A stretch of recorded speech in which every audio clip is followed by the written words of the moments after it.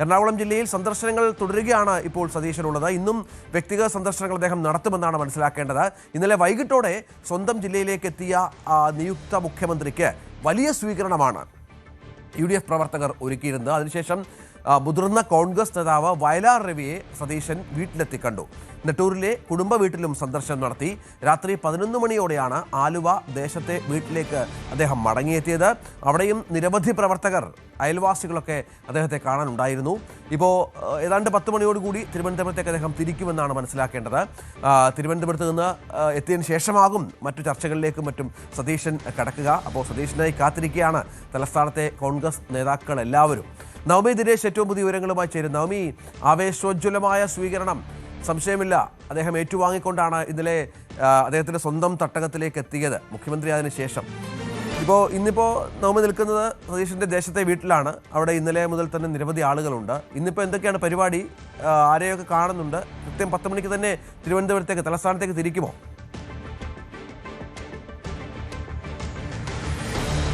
രഞ്ജിത്ത്, അല്പസമയം മുമ്പാണ് നിയുക്ത മുഖ്യമന്ത്രി VD സതീശൻ വീട്ടിൽ നിന്നും പുറപ്പെട്ടത്. ഈ വീട്ടിലെ ദൃശ്യങ്ങൾ എനിക്ക് തോന്നുന്നു ഇപ്പോൾ കാണിക്കാൻ തോന്നുന്നു. വലിയ തിരക്കായിരുന്നു, വലിയ പ്രവാഹം തന്നെയായിരുന്നു പ്രവർത്തകരുടെ. അവർ മാത്രമല്ല, പല രാഷ്ട്രീയ നേതാക്കളും, അതിനോടൊപ്പം തന്നെ ഈ അമ്മ സംഘടനയിലെ തന്നെ അംഗങ്ങളായിട്ടുള്ള ടിനി ടോം, ഇടവേള ബാബു ഉൾപ്പെടെയുള്ളവർ വന്ന് അവർക്ക് വ്യക്തിപരമായി അദ്ദേഹത്തോടുള്ള ഒരു സൗഹൃദം ഉണ്ട്. വളരെ ചെറിയ കാലം മുതൽ തന്നെ അദ്ദേഹത്തെ നേരിട്ട് പരിചയമുണ്ട്. അപ്പോൾ മുഖ്യമന്ത്രിയായി വരുമ്പോൾ ഇന്നല്ലാതെ പിന്നെ എപ്പോഴാണ് അദ്ദേഹത്തെ കാണാൻ കഴിയുക എന്നൊരു കാര്യം ചോദിച്ചുകൊണ്ടാണ് അവരൊക്കെ വന്ന് അദ്ദേഹത്തിന് പൊന്നാട അണിയിച്ചു, ബൊക്കെ നൽകി. അങ്ങനെ വലിയ അഭിനന്ദന പ്രവാഹവും അതോടൊപ്പം തന്നെ അദ്ദേഹത്തെ കാണുന്നതിന് വേണ്ടി ഇന്ന് രാവിലെയും വീട്ടിൽ വലിയ തിരക്ക് തന്നെയായിരുന്നു. ഇവിടെ നിന്ന് അദ്ദേഹം പോയിരിക്കുന്നത് തേവരയിലെ മനോരമയിലെ ഒരു മുതിർന്ന മാധ്യമപ്രവർത്തകനെ കാണാനാണ്. അതിനുശേഷം 10 മണിയോടുകൂടി വിമാനത്താവളത്തിൽ, നെടുമ്പാശ്ശേരി വിമാനത്താവളത്തിൽ നിന്നും അദ്ദേഹം തിരുവനന്തപുരത്തേക്ക് തിരിക്കുമെന്നാണ് നമുക്ക് അറിയാൻ സാധിക്കുന്നത്. ഇപ്പോൾ അധ്യാപക സംഘടനയിലെ അംഗങ്ങൾ കൂടി നമ്മളോടൊപ്പം ചേരുന്നുണ്ട്. വന്ന് കണ്ടു അല്ലേ? തീർച്ചയായും വളരെ സന്തോഷം. അദ്ദേഹത്തെ കാണാൻ പറ്റിയല്ലോ. നാളെ സത്യപ്രതിജ്ഞകൾ ഞങ്ങളെല്ലാവരും പോകുന്നുണ്ട്. എങ്കിലും വീട്ടിൽ വന്ന് കാണാൻ ഇവിടെ എറണാകുളത്തെത്തി അതിന്റെ പ്രഖ്യാപനം കേട്ട് ആദ്യമായിട്ടെത്തി ആദ്യം തന്നെ കാണാൻ കഴിഞ്ഞാലുള്ള സന്തോഷം പങ്കുവെക്കുകയാണ്. KPSC സംബന്ധിച്ചുള്ള അധ്യാപക സമൂഹത്തിൽ ഒരുപാട് പ്രതീക്ഷകളുണ്ട്. കഴിഞ്ഞ 10 വർഷക്കാലമായി ഞങ്ങൾ പ്രതിപക്ഷ അധ്യാപക സംഘടന നിലയിൽ KPSC അതിന്റെ സമര പോരാട്ടങ്ങളിലായിരുന്നു. അതിൻ്റെയൊക്കെ ഒരു പ്രതിഫലനം ഈ അതിൽ നിന്ന് മുഖ്യമന്ത്രി സ്ഥാനത്ത് നിന്നുകൊണ്ട് ഞങ്ങൾക്ക് ലഭിക്കുമെന്നുള്ള പ്രതീക്ഷയാണ് ഞങ്ങൾക്ക് ഉള്ളത്. ഒരുപാട് പ്രതീക്ഷയിലാണ്. അപ്പോൾ തീർച്ചയായും അദ്ദേഹത്തോട് എന്തെങ്കിലും ആവശ്യങ്ങൾ മുന്നോട്ട് വെക്കാൻ സമയം കിട്ടിയോ? വലിയ സമയം കിട്ടിയില്ല. ഞങ്ങൾക്ക് പേഴ്സണലി സംസാരിക്കുന്ന ആഗ്രഹം ഉണ്ടായിരുന്നു. പക്ഷെ നല്ല അത്രയും ജനലിലൂടെ കാണാൻ നിൽക്കുന്നത്. രാത്രി ആയാലും രാവിലെ ആയാലും ഇരുന്ന് സംസാരിക്കാനുള്ള സമയം കിട്ടിയില്ല. കണ്ടാൽ ഞങ്ങൾ ശ്രമിക്കും. ഇനിയും തിരുവനന്തപുരത്ത് ഞങ്ങൾ പോകുന്നുണ്ട്. നാളെ അവിടെ വെച്ച് കാണാൻ ശ്രമിക്കും. പേഴ്സണലി പൊതുവിദ്യാഭ്യാസ വകുപ്പ് ഓഗസ്റ്റ് ഏറ്റെടുക്കണമെന്നാണ് ഞങ്ങളുടെ ഒരു ആവശ്യം. അതായത് ഞങ്ങൾ വർഷങ്ങളായിട്ട് പ്രതിപക്ഷത്താണ് ഇരിക്കുന്നത്. അതിന് മുമ്പ് കോൺഗ്രസ് അധികാരത്തിൽ വന്നപ്പോഴൊക്കെ ഘടകകക്ഷികൾക്കാണ് പോകുന്നത്.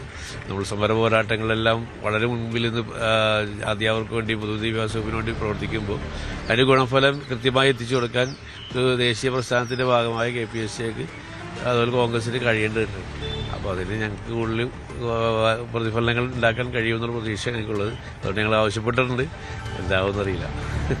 എന്തായാലും വിദ്യാഭ്യാസ വകുപ്പ് അത് കോൺഗ്രസ് തന്നെ ഏറ്റെടുക്കണമെന്നൊരു ആവശ്യമാണ് ഇപ്പോൾ അധ്യാപക സംഘടന ഉന്നയിക്കുന്നത്. അങ്ങനെ പല ആവശ്യമായിട്ട് ഇവിടെ വരുന്നവരുണ്ട്. അതിനപ്പുറത്തേക്ക് അദ്ദേഹത്തെ കാണുക, അദ്ദേഹത്തിന് അഭിനന്ദനം അർപ്പിക്കുക, അങ്ങനെ വരുന്ന നിരവധി പേരുണ്ട്. എന്തായാലും വലിയ ആളുകളുടെ വലിയ തിക്കും തിരക്കും തന്നെയായിരുന്നു ഇന്നും രഞ്ജിത്ത് ഇവിടെ കാണുന്നത്. ഇന്ന് അദ്ദേഹത്തിനെ ഇവിടെ കാണാൻ വരുന്നവരൊക്കെ പുലർച്ചെ 5 മണിക്ക് 5:30 ഇവിടെ വന്നിരിക്കുന്നവരുണ്ട് അദ്ദേഹത്തെ കണ്ടിട്ട് പോകാൻ വേണ്ടി. പക്ഷെ അദ്ദേഹം ഇന്ന് തിരുവനന്തപുരത്തേക്ക് പോകുന്ന തിരക്കുകളൊക്കെ ആയതുകൊണ്ട് അല്പം വൈകിയാണ് ആളുകളെ കണ്ടത്. പക്ഷേ അധിക സമയം നിന്നില്ല. അധിക സമയം അവർക്കൊപ്പം സംസാരിക്കാനോ ഇരിക്കാനോ ഒന്നും അദ്ദേഹം തയ്യാറായില്ല. വേഗം ഇറങ്ങി എല്ലാവരെയും കണ്ട് അദ്ദേഹത്തിനോടുള്ള ആശംസകളൊക്കെ സ്വീകരിച്ച ശേഷമാണ് ഇവിടെ നിന്ന് മടങ്ങിയത്. എന്തായാലും ഇന്ന് തിരുവനന്തപുരത്തേക്ക് പുറപ്പെടും. ഇതിനുശേഷം സത്യപ്രതിജ്ഞയൊക്കെ കഴിഞ്ഞ് കുറച്ച് ദിവസം കഴിഞ്ഞിട്ടായിരിക്കും അദ്ദേഹം സ്വന്തം നാട്ടിലേക്ക് ഇനി തിരിച്ചെത്തുക. അപ്പോൾ അതുകൊണ്ട് ഇത്രയും വേഗം അദ്ദേഹത്തെ കാണുക, ആശംസ അറിയിക്കുക എന്നൊരു ഉദ്ദേശത്തോടുകൂടി വന്നവരാണ് ഇവിടെ ഉണ്ടായിരുന്ന